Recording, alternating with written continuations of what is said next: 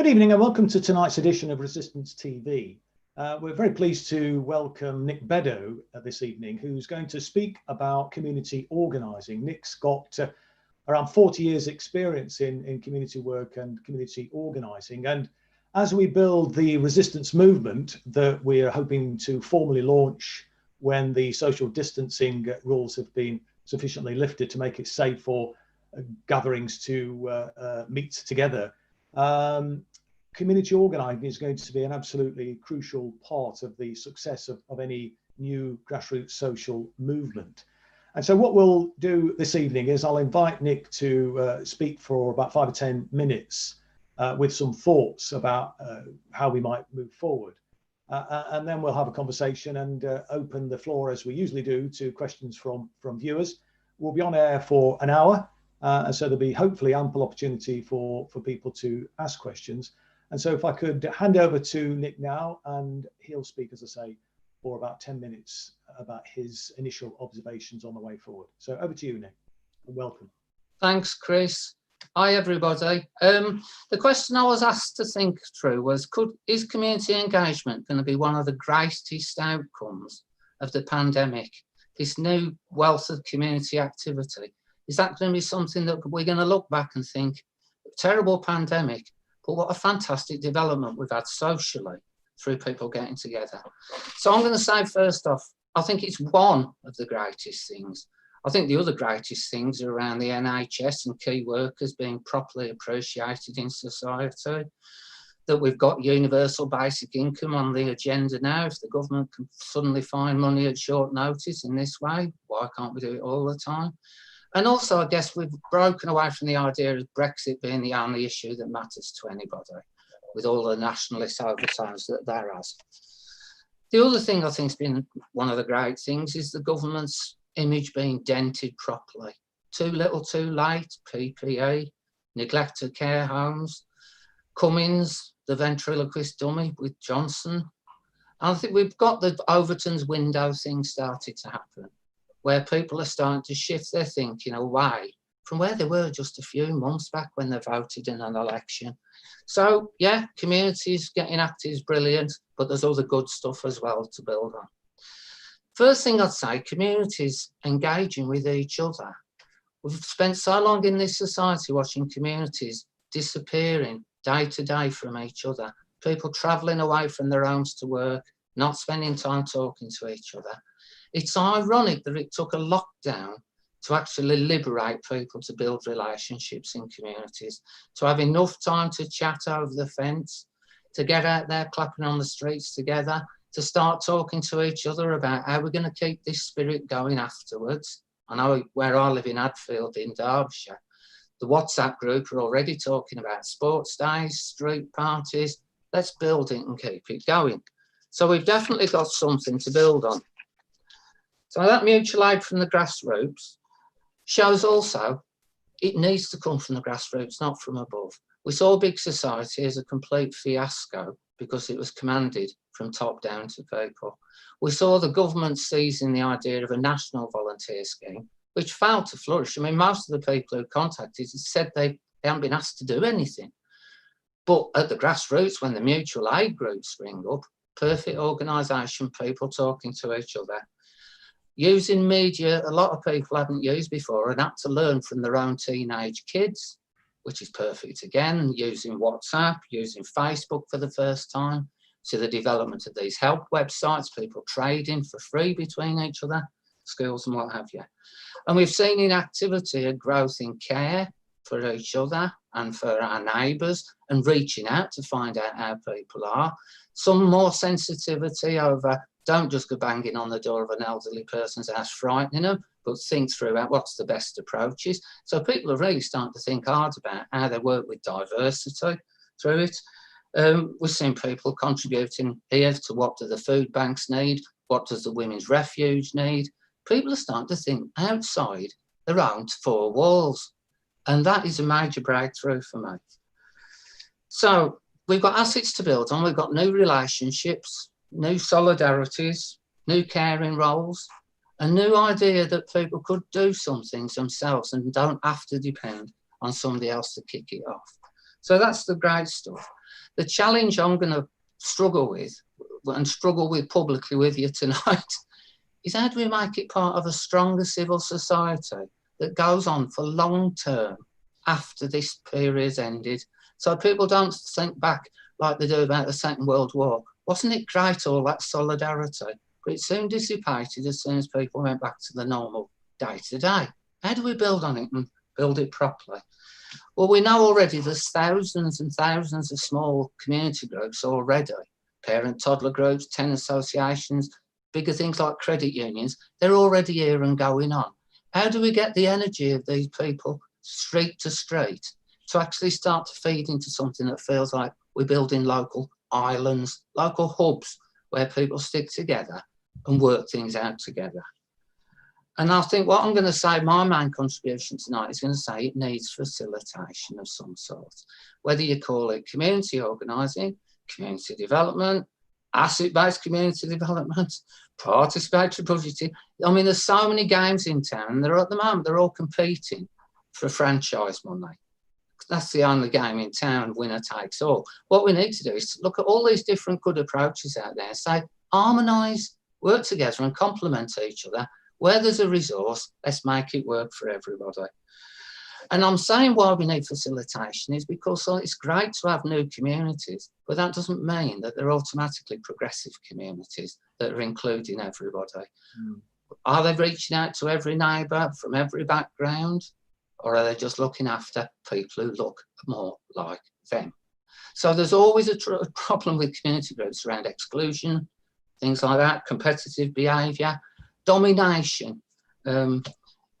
If you talked about in professional circles, we talk about hippos, which means the domination by the highest earning person in the room.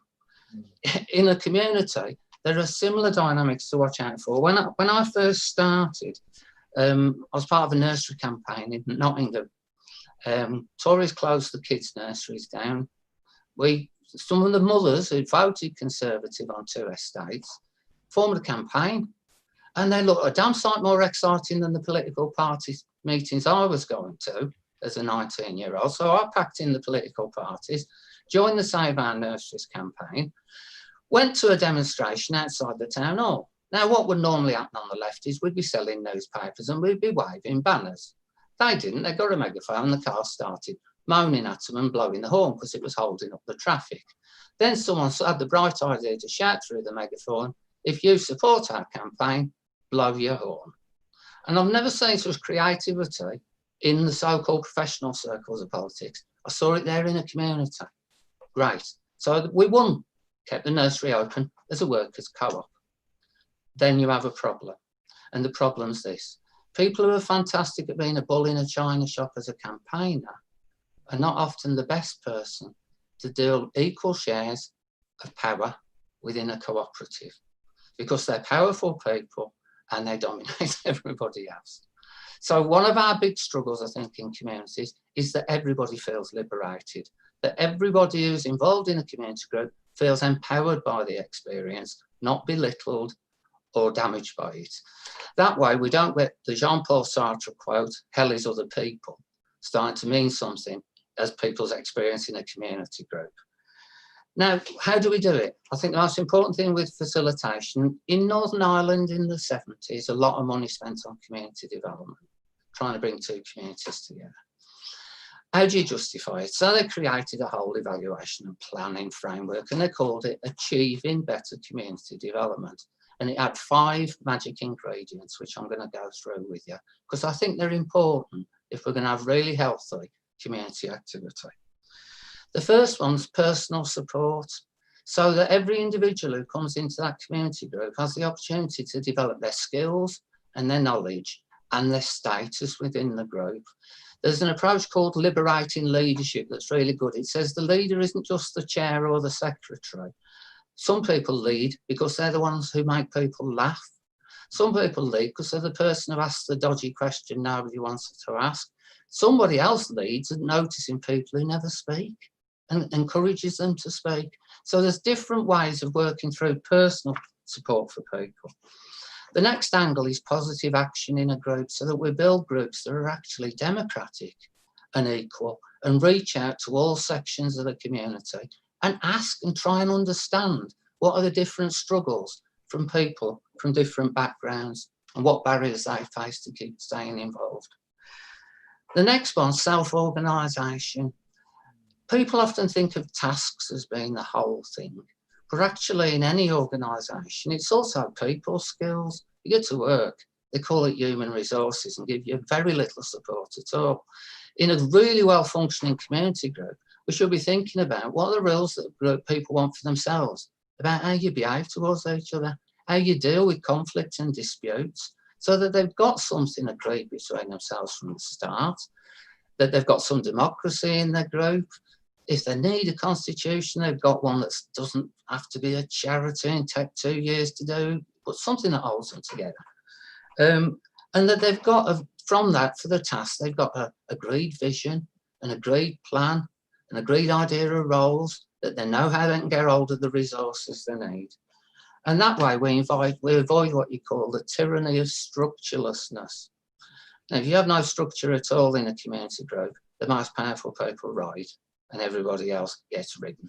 So there's a few challenges for us to think about building a grassroots that's really healthy, that really is day-to-day socialist in its behaviour towards each other. And the last one is networking and influence. Now, by networking, we mean networking with each other. So it's great to see a community group form on my street, but I'd like the whole of Hadfield to get together at some stage, and then I'd like Hadfield to talk to Glossop. I'd like Glossop to talk to Buxton, and at some stage I'd like Buxton to talk to Havana. But let's get some networking of people so they begin to learn from each other, understand each other's struggles, understand from each other what works. And then the fifth box, which leads me into participatory democracy, is influence. Now, most small communities moan about the council when they should be moaning about the government. They moan about the government when they should be moaning about the IMF. There's a whole understanding of different layers of political power that affect their lives. Paulo Freire in Brazil used to talk about becoming political from understanding the forces acting on you in your daily life. And that's really important for people. So to become influential, you need two things going on, I think. One, that the community itself is aware of the game and can play it and knows who to get hold of and how to influence. So tactics, stuff that community organising is really brilliant at the moment. Why we're not so strong on is the other side, which is if we've got a voice, we need to have an echo as well, back from the system, some allies within the system that are going to work with us and offer their support and resources and have their doors open to really listen. So instead of bullshit consultation and other forms of fake participation, we need to be building what we call a 45-degree approach, not one way or the other, but somewhere where we can meet and actually say, you're a worker, but you could be dead-handy to us. And how do we get to that position? So I'm just going to finish by talking about the role of citizens' inquiries and assemblies. You've seen them, the flavour of the month at the moment. What they're about. Citizens' inquiries, or citizens' juries. We call them inquiries in England because there's an American company that's trademarked citizens' juries as a name, would you believe? So what it's about, get a group of citizens, about 20 together, randomly selected, trying to get all different representation of different demographics, get them in a room, meet for about 9 sessions, 3 hours each session, and think together through one key question. I'll give you an example of a question we might use. What would make the most difference to improve people's well-being who live around here? Discuss. And then the group map what's good about living here and talk, share their experiences. Then they talk about what's not so good, what are the challenges. And from that, they come up with a great long list of issues. And we work through the issues and say, right, who do you want to come in to talk to you about that? And they'll say, well, we've said there's nothing for the youth. Let's get the council in to ask, why isn't there any youth service? Let's get the police to ask why there's nobody visible on the streets day in, day out. Let's get something. And that way they choose the sorts of people they want in the room. And they want them there so they can dig deeper, to really think through, well, what are the issues and what responses work? Now, that's amazing to me, because normally you'd say, come to meet an agency, the police or the council, and all you'll get is people throwing abuse at them about you're bloody useless, you're a waste of time, and you're a waste of money. What we've got here is people struggling with a question that matters to them, and suddenly this worker from the council or wherever is a resource. And it's a bit like, you know, you don't want to hear a plumber going on about plumbing, but if you're trying to mend the bog and there's water all over the bloody floor, and a plumber happens to come along, you're glad to see them, because they're actually serving you and doing what you want when you want it. And that really builds a relationship between workers in the system and communities based on the issues that matter to communities, but the worker finding, actually, this is helping me do my stuff that I wanted to do as well. Because if I'm a health and wellbeing worker and these people are fighting for their own health and wellbeing, the job's starting to really be done. So that's the exciting bit with them. Problems with them, bottom line, is how do you actually get the system at the end of it all to really change? So this group of people, whether it's an assembly or inquiry, they've done 9 sessions, they've thought it through, they've written their own recommendations, voted on them and prioritised them, had a feedback event, got all the bosses and all the MPs all in one room, and they've listened and they've patted the community on the back and said, well, yeah, that's amazing. But what happens afterwards? And often what happens afterwards is a report's been written, and then the people who ran the inquiry, people like me, go back from wherever I am, 150 miles away from home, come back here, and there's nothing happens to support those communities. And that's a real downfall in situations where the state doesn't really want to change. So what do you do about that? You've got to put a lot of work in to make sure that as you're developing something like an inquiry, you're also developing a community of practitioners whose job it is to understand empowerment, to understand the benefits of empowerment, and to help kick down every barrier and door in the state system that the community come up against, to be proper community champions in their job. That's a massive ask of people, because they haven't been trained to do it like that. They're into health sometimes because they're good at biology, not good at community engagement. So it's a learning circle for the agencies. But you see through them getting involved in the inquiry, they've built relationships and they don't feel frightened of the community. They feel close to it and they see the struggle for what it is and want to support it. The other thing that makes inquiries and assemblies work really well is if they're initiated by the community themselves. You see, Extinction Rebellion, a lot of those young people demanding an assembly because they want to get the chance to get everybody together and think through deeply what are the ways that could make life better, sustainably, for the long term, based on the community's ideas. They'll call in guest speakers, they'll call in experts on transition towns, but they don't have to believe them. It's all helping them to dig much, much deeper.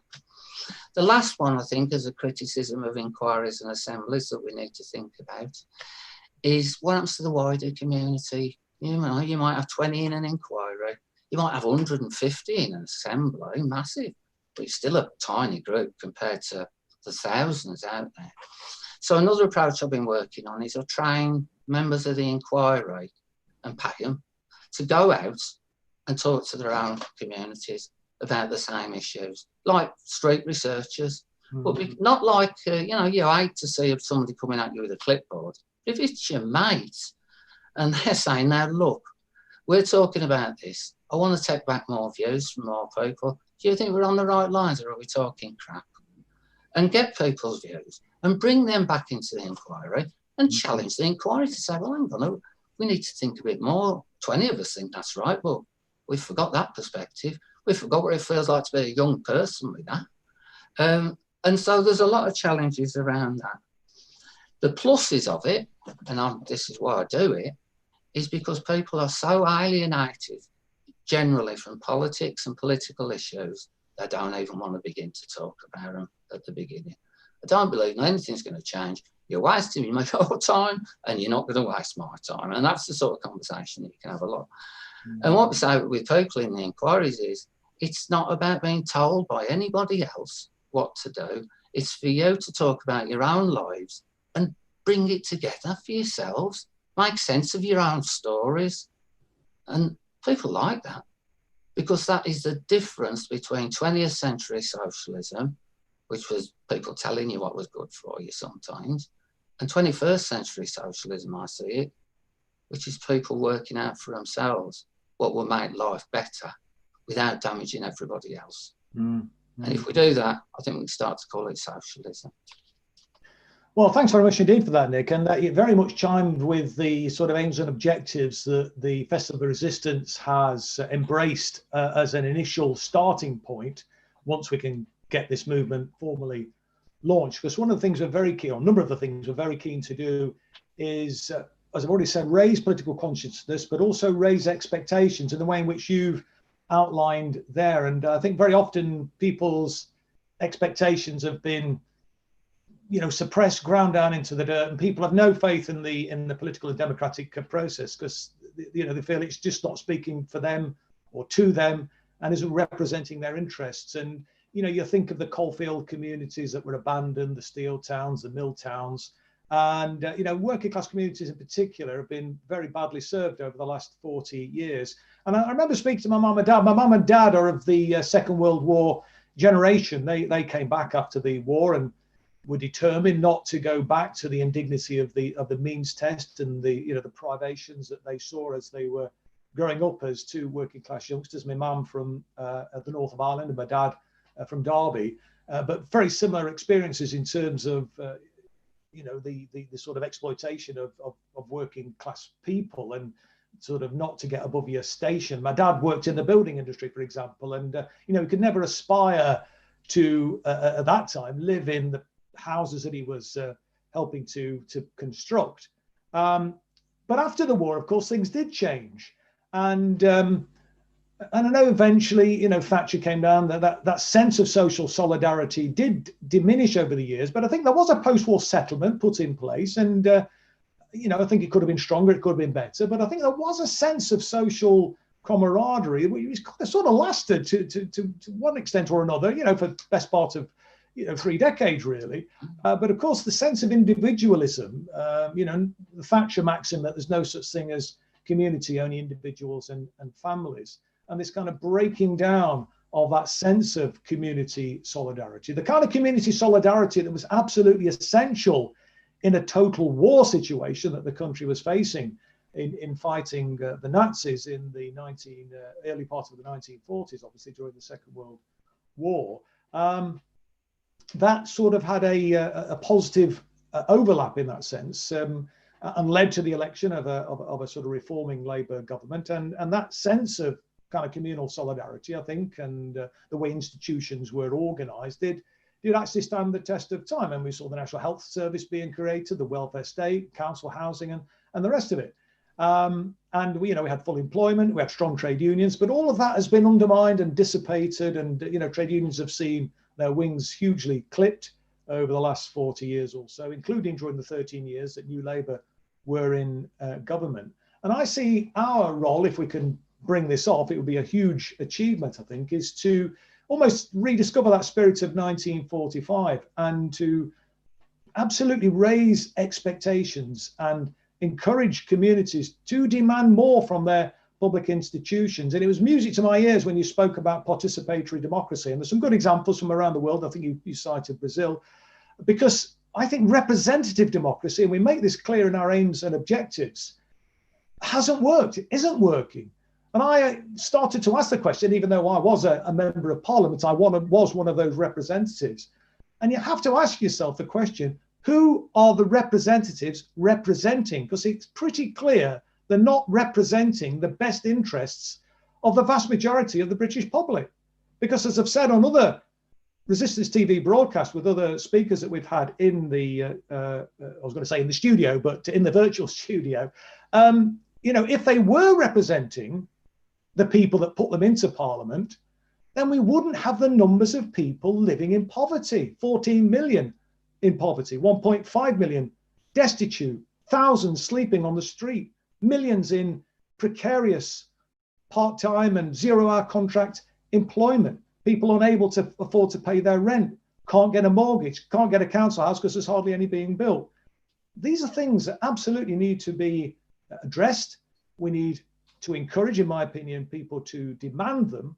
And there are things that local authorities can do even now, even with the strictures that have been imposed upon them from central government, ironically because of legislation that the Tories themselves have brought in, which allows local authorities, for example, to introduce a redistributive council tax budget, which ensures that the vast majority in the borough pay no extra council tax or even have a reduction. And we ask those with the broadest shoulders to pay a much larger proportion to ensure that we can create something approaching a good and decent society in that local borough. And you then have to go to a referendum because of the legislation, ironically, which has been passed by the Tories, to get such a proposition through.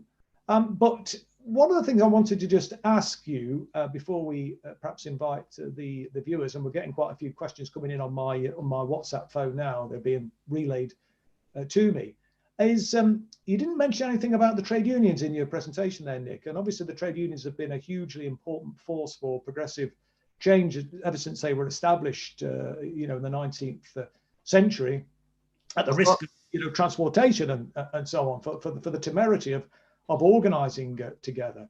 And I just think we need to, in my opinion anyway, bring the trade unions with us. They've got, I think, an important role to play. And I think we need to be inspired by those pioneers of the cooperative movement in this country, by the Black Panther Party, for example, in the United States, where there was an abject failure on the part of the state to deliver decent services and to care for the community. They did it for themselves. And this is why I think this community organizing idea that you are speaking about is going to be absolutely crucial, because for the foreseeable future, while Boris Johnson is in office, and even with Keir Starmer, if we had a change in government, there isn't going to be an undue change. There's going to be a massive disturbance to the present status quo. So there's going to be a real need to organize ourselves, or for communities to organize themselves, and to start demanding more and better and a greater share of the incredible wealth that this country generates. The problem is that it tends to be absorbed by the 1%, not the 99%. But what's your question about the unions? I've got about 3 cards here on the unions. I'll be talking for half an hour nonsense. Well, not half an hour. I'm thinking for me, the trade unions also need to be addressed through participatory democracy in the way that they regenerate themselves as living organisations rather than bureaucracies with bosses and hierarchy. So that the whole meaning of unionism starts to mean solidarity, like it did in Poland. People start to get an idea of the trade union is actually your last defence, and it's your mates, and it's everybody together. Now, the nearest I've seen to it in the union movement was Mike Cooley's Lucas Aerospace work, which was like community development taking place in the workplace. They were going to shut down. They'd lost the contract for bombers. And they said, right, we're going to lose everybody. And Cooley and the shop steward said, hang on, we've got other skills we've got here. We could come up with socially useful products using the workers' skills and this equipment. Can we do it? And Lucas, well, they had to, because it was in the press, and they'd have looked stupid if they'd have said no. So having exploited that opening, he's then turned to the experts in alternative production. All these people who lecture on it at universities, and says, come and have a look at our workers and come and work out what they could make that would be socially useful. And they couldn't come up with anything. So then Cooley said, we'll now do what we should have done in the first place. Let's ask the workers. And the workers came up with 150 ideas, and then pulled the experts in they needed to make them. And they made spina bifida carriages. They made safe braking systems for trains, things that were brilliant. And they said to the workers afterwards, what have you gained from this experience? And they said, well, there's 2 things. We don't need a boss. A boss is a hangover from the church and the army. What we need is coordination. And the other one someone said was, I've been doing this for years and I've never seen my skills do anything that was really useful. And then burst into tears. Now that to me regenerates the workplace, it regenerates trade unionism, it's participatory democracy within the workplace, because I think the thing that killed nationalisation was lack of workers' control, lack of an investment in this is my company. Well, I entirely agree with you on that, Nick. And that's where we lost our credibility as socialists, we start to look like bureaucrats. Yeah. And controllers. Well, I remember liberators. I remember you possibly were campaigning this alongside people like me against the privatisation agenda that Thatcher's Conservative government were pushing forward in the 1980s. And I remember saying to people, look, but we already own the gas, the water, the electricity, but it didn't really feel like we did because they were run by remote bureaucrats. And that's a lesson that we absolutely need to learn, I think. And interesting, and in fact, one of the questions from the viewers actually is in regards to cooperatives, because one of the things that we're very keen to try and do, and obviously there's the Mondragon, which is the kind of perhaps most famous example of a wonderful cooperative organization in Spain that is, I think, the 6th or 7th biggest corporation now in Spain, that was set up during Franco's era in the Basque region by a Catholic priest and half a dozen other people, I believe, who said, if we wait for a rich industrialist or the government to create jobs for us, we'll all die of old age. And they did it for themselves. And somebody's now asking a question, Nick, if you could maybe say a little bit more about how we can organise perhaps a national worker cooperative with local chapters, or encourage a multitude of worker cooperatives. Can you say a bit more about that? Because that's something tangible and practical that can be achieved irrespective of what's going on in government in that sense. And of course, and that is an excellent way. And one of the things I was very pleased in the Labour manifesto last time, because there was going to be a drive towards increasing worker cooperatives and giving workers the right to buy out their company when the company was up for sale. I wanted to go further and said, yes, that workers should be given the right to take over the company when their jobs are being offshored to low-wage economies, which we've seen hundreds of thousands and millions of jobs go that way. But could you say a bit more about worker cooperatives and how people can go about establishing worker cooperatives? Because we're sort of starting from ground zero, many people, they haven't necessarily got those skills, and where do we even start? So can you say a bit more about that, perhaps? Well, when cooperatives were really flourishing here, we had the Cooperative Development Agency, which was workers who set up many cooperatives themselves, worked in cooperatives themselves, and were able to share that insight with people. The other thing you need to say with cooperatives is it's operating in a capitalist economy.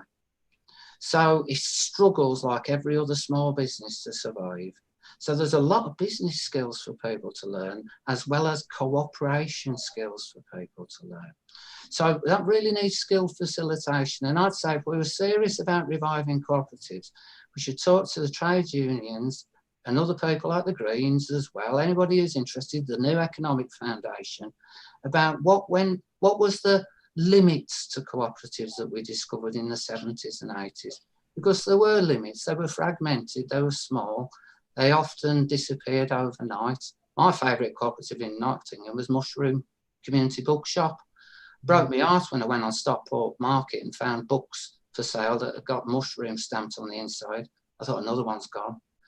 So what we need to think of, I think, is rather than a mass co-op, it's how do we build these small islands, bridges to each other, a bit like Venice, what holds it together, ways of walking across to each other and linking together for solidarity. How can they link into the credit union movement for cheap loans so that the business isn't depending always on the cruelty of a system that is horribly competitive and looking to wipe you out?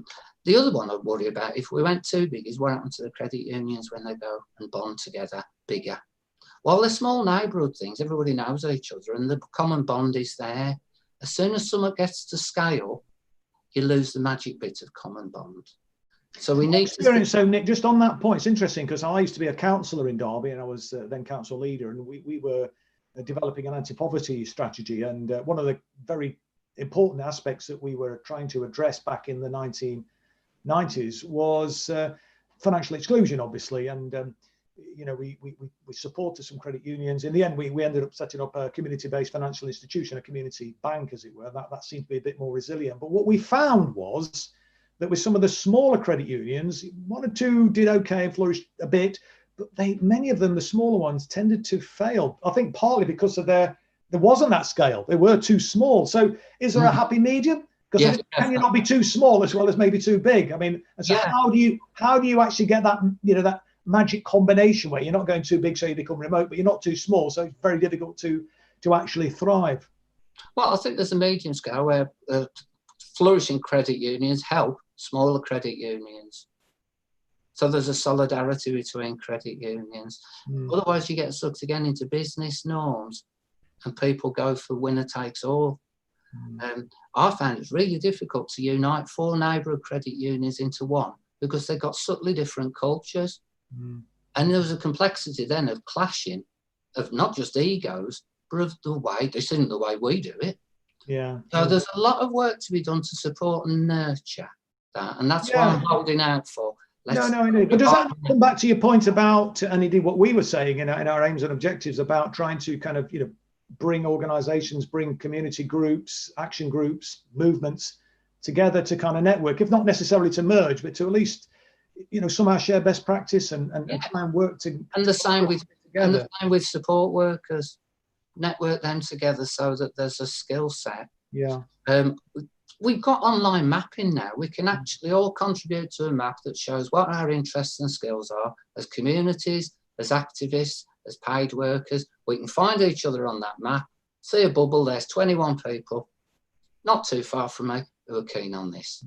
Bear in mind, of course, exists to do this stuff now. Bear in mind, of course, that, if we're hoping to rely on statutory agencies to provide some of the support for this, well, that might happen in some areas, but obviously with the way in which local authorities have cut back on the non-statutory sector and their lack of imagination, because as I mentioned earlier on in my opening remarks in that conversation, we were just saying about the opportunity local authorities have to introduce a redistributive budget, but not a single local authority has actually embraced that notion where they could actually stop the cuts and build some headroom for growth and to maybe invest in this type of thing. So bearing in mind that in many areas there will be no support from the statutory agencies for community work, there'll be no professional work in that sense. So this is going to be something that's going to have to be done very much from the bottom up. So I think there's places where you haven't got that infrastructure to give that helping hand. What, as we as an organisation, as we build our movement, what do you think we ought to be doing to empower communities where they haven't got that input from a statutory agency to help develop a... Well, I was reading your website and you was talking about it sometimes feels like we're asking people to climb a mountain. I think we go to some places where they're already 3/4 of the way up that mountain, and we look at what works there and we push for others to adopt the same. So if you look at what's happening in Stoke or in Blackpool or places like that, Preston, if you look at cooperative councils where they're working really well, how can that be a model for everybody else? And then we push like mad for more people to do it. I think, I know a lot of councils say they haven't got resources for that, but a lot of the health workers I'm working with who get involved in the inquiries have been told by their director of public health, whatever their job title is, they are community engagement workers. Everybody depends on that. That isn't doing to people anymore, it's doing with people anymore. And it's changing that culture in a council to think of more workers being people who do with and support activism in the community. So I'm not putting out I'd love to see another 100,000 community workers doing stuff, but I'm looking for a change in culture in the councils, and we need to prove where it works and then push for it. Interesting. There's an interesting question here from Shamsha, a woman called Shamsha, saying, given that the government withdrew support and funding for community development, slowly fracturing community infrastructure, is the current organising likely to be seen as a threat to government, as they don't really want empowered communities? I think there's a lot of truth in that. And so that's a sensitive one, even where you might have community workers that potentially could offer some support. Often the powers that be don't want empowered communities. They don't want communities to be demanding things from them. So is that a potential barrier? And how do we get over it? What's your thoughts on that one? Well, for me, some parts of the council see the community as people to be controlled at all costs. We don't want them demanding more than we can give. We can't afford it. It's the end of. Other parts, like public health, see community empowerment as the way forward, because people who are empowered and start to increase their own well-being they're increasing their own health and actually helping to tackle some of the very problems in health that the public health can't solve from outside. People solve these things from within. And some professions are starting to understand that. We're just on that tipping point where it's not everybody understands it, but there's some leading lights in there who do. And we have to support that culture and keep pushing for it. I think the community organisers, like Community Action in the 70s, the powerful will be scared of it because it's disrupting to them. It's not creative. It's not reflecting what people really want. It's troublemakers stirring others up and pretending they want it. What we're talking about instead is actually supporting people who are clearly saying this is what we want, not what our organisers told us to want, not what our community development worker wants us to want, what we want for ourselves. I think we have to be loud and clear about that.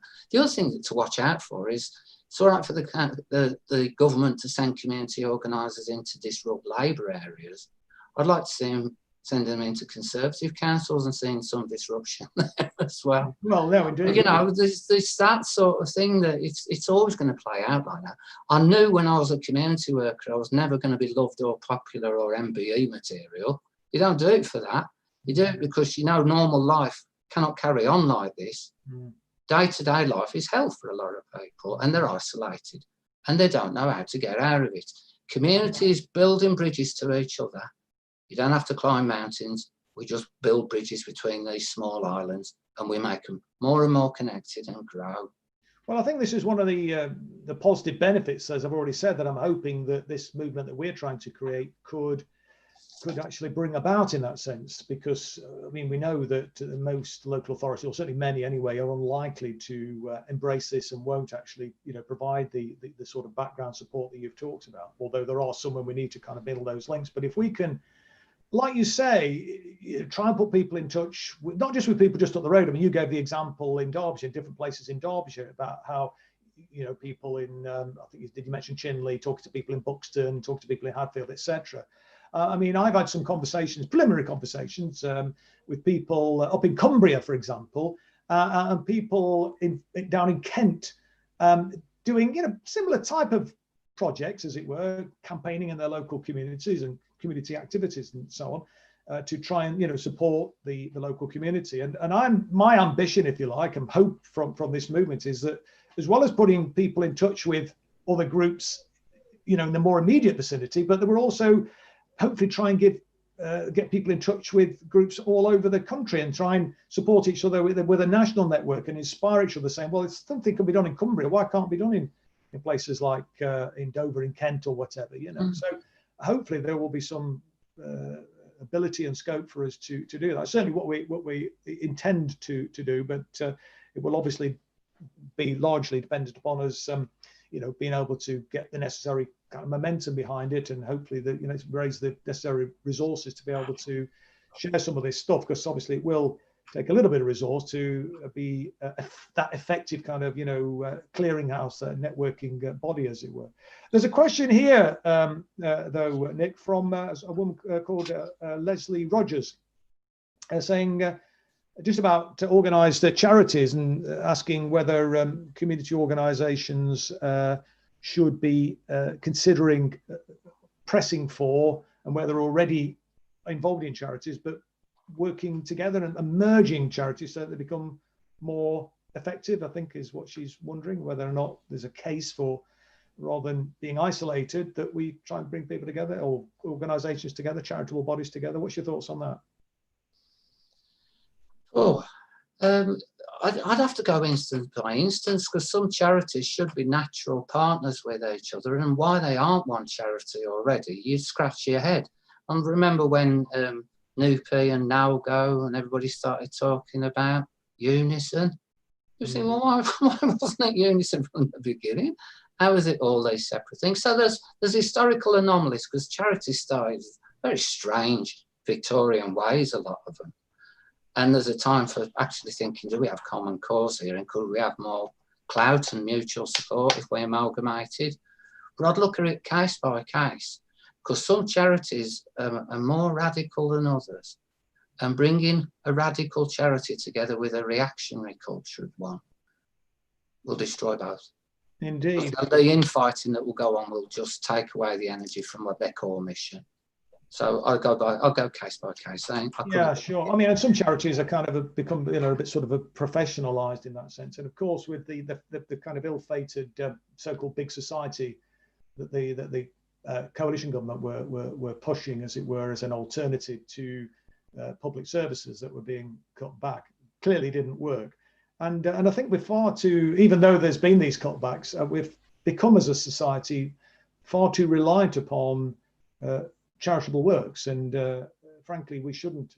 In an advanced society like Britain, a wealthy society like Britain, the fifth biggest economy in the world, be reliant upon charities for basic services. This is where I think, coming back to the point we were speaking about earlier on in our conversation about raising expectations and encouraging communities to demand more of their statutory services, to actually provide the services that are needed and that people deserve and contribute to. But can I add to that, Chris? Yeah. I worked two jobs ago. I was chief executive of a community development national charity. We spent more time fighting for ourselves to get our income after it was cut by the government than we did in doing what we were there to do, which was to push the messages of community development. And a lot of charities are suffering so much from financial strain that they're not able to do the radical stuff, the experimental stuff, the stuff that a council's scared to get involved in. Yeah. Push the boat out and see what works. That's what I see a charity being there for. They can be trying out new things, but not if they're fighting to survive.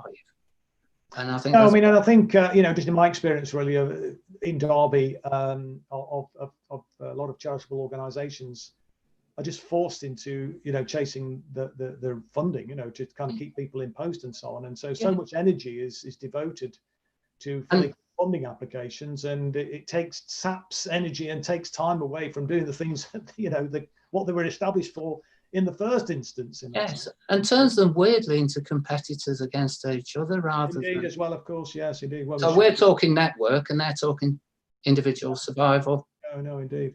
But of course, I guess as well, what we're hoping to do with this movement as we create it is, we are going to be hopefully empowering, community organisations just to come together. So not necessarily formal charities, and in fact, there are some limitations, I think, on charities actually, and downsides to being a charity, because it makes it harder to campaign politically. Not impossible, but there's all sorts of obstacles and barriers that you need to overcome in order to be doing some of the things that you would wish to do, some of the more radical things particularly that perhaps you'd wish to do. And if you can be free from that as a kind of unencumbered community organization can be, then that's again something I think we need to be pushing for. And again, for example, a worker cooperative wouldn't necessarily be encumbered in that same sort of way. But just to move on, if I can, to one or two of the other questions. Well, first of all, just there's a hello from Max Cowell and Mark Anderson, who are passing on their regards to you from YouTube. So if you want to say hello to them. Yeah, I'll say hello to Shamsha and Leslie as well. They're old mates as well. Nice one. Yeah, great. Well, it's good that we're bringing people together, the wonders of modern technology.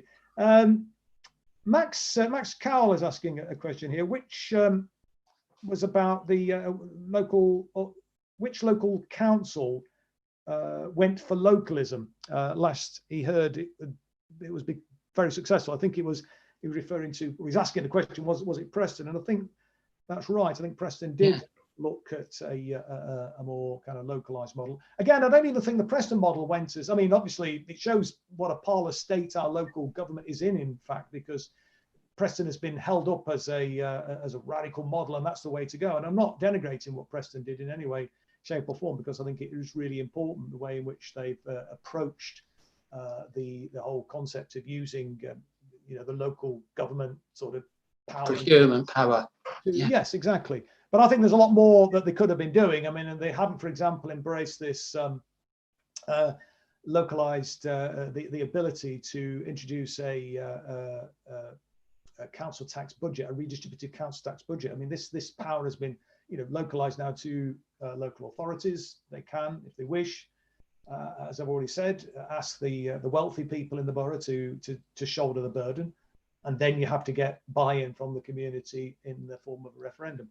Of course, because it's never been done before, nobody's at the moment anyway been willing to dip their toe in the water. And as you'll probably know, Nick, if you've worked in local government, officers, senior officers anyway, tend to be incredibly cautious. And I know that the Local Government Association were very nervous about this proposition when I was promoting it a couple of years ago. And indeed, the Labour group on the Local Government Association went to the trouble of writing to every Labour group leader in the country to say that the so-called Williamson model won't work. Well, there was no such thing as a Williamson model. If anything, it was a Pickles model.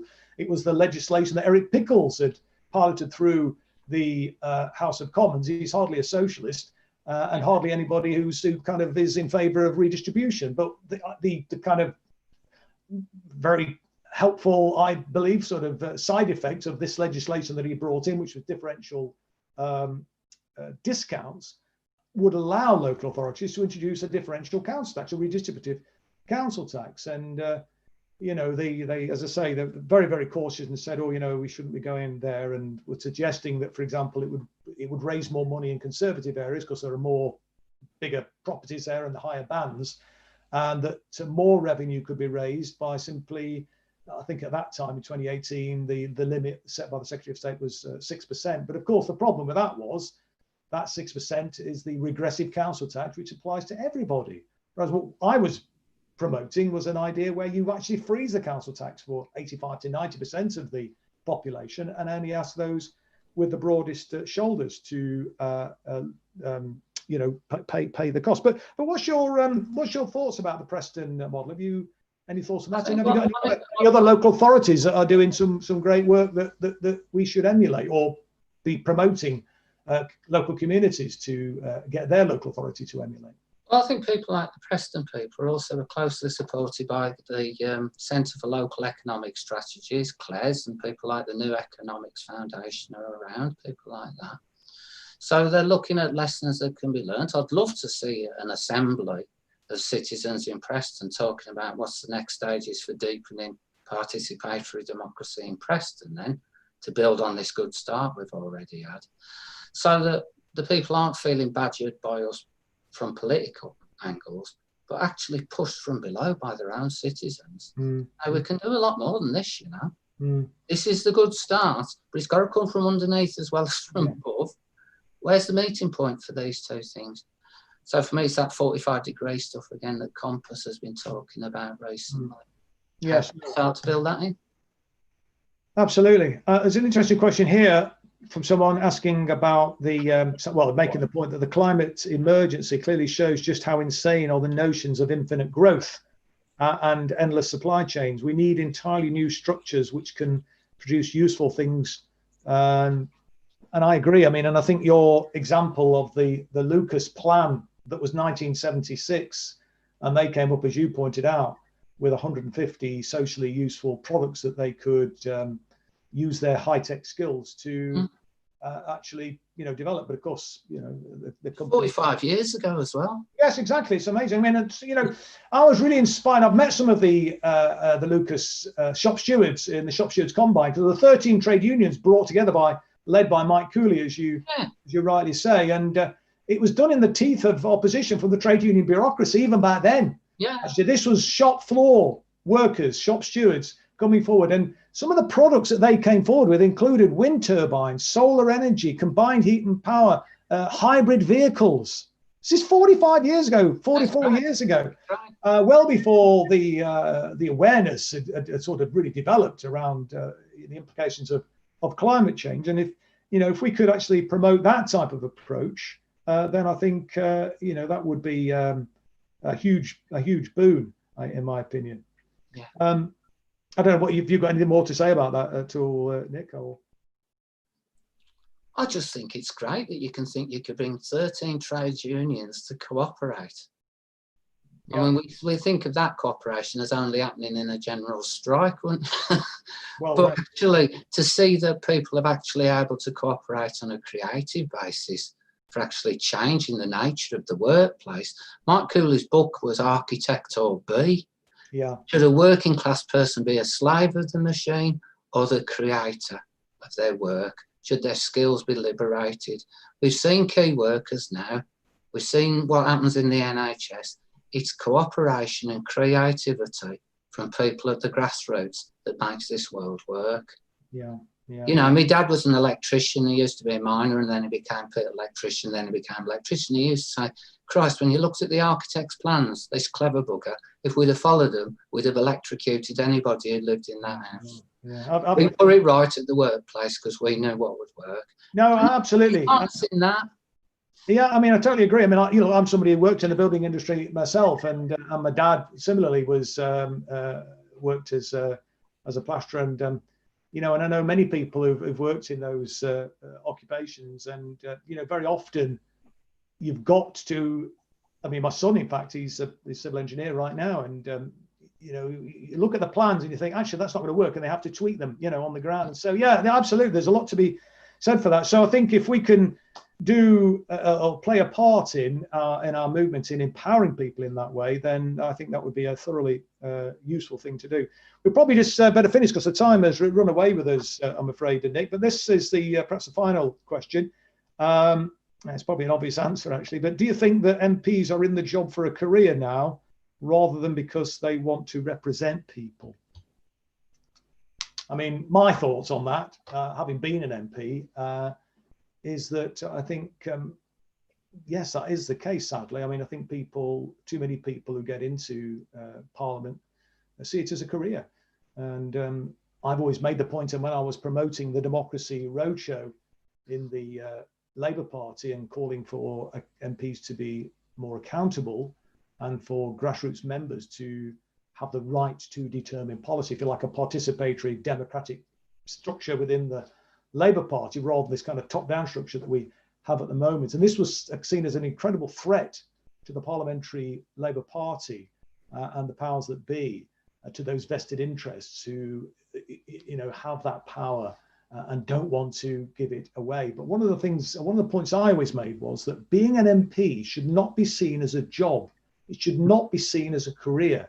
I always said, if you want a job or you want a career, go and work on a building site like I did, or get a job in a factory, or work in the city, or the National Health Service, or whatever. That's a career. That's fine. There's nothing wrong with having a career. But being an elected representative is a privilege. And you're there to represent the party and represent the public that elected you. And that seemed to be anathema, regrettably, to most of the parliamentary. Well, maybe a citizens' assembly on what should be the role of an MP in relation to its citizens would be a really good one. I agree. Where they actually start to spell out, it's not about holding a surgery on a Saturday. No, it's about how do our views actually get taken forward? How do we get feedback on what was going to happen next? How do we understand the barriers? How could we actually put pressure from the grassroots to push those barriers? Because there's some things, often you find people who say, well, I'm Director of Public Health, but on this one, I think the community's got more power than me. Because I can't shift my bosses, but they might. Because if the community's going to the newspapers about it, pressure starts to be applied from below.